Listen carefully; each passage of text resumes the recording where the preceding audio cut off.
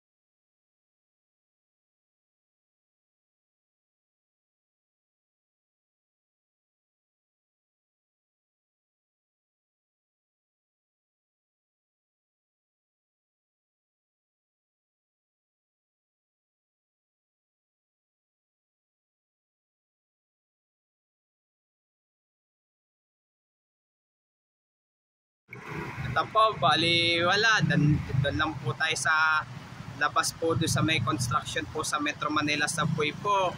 Kaya hindi po tayo makasilip po doon. Gawa po kasi po doon, may naninita po doon. Pero ongoing na po yung construction po para sa Metro Manila Subway po. At huwag niyo pong kalimutan mag-comment po kayo. At huwag niyo rin po kalimutan, please like, share, and subscribe po dito sa aking YouTube channel po. Thank you for watching. God bless to all po. Please, dagdagan niyo pa po ang subscribe niyo po sa aking YouTube channel. Pero maraming salamat po sa inyong pagsasubscribe niyo po sa aking YouTube channel po.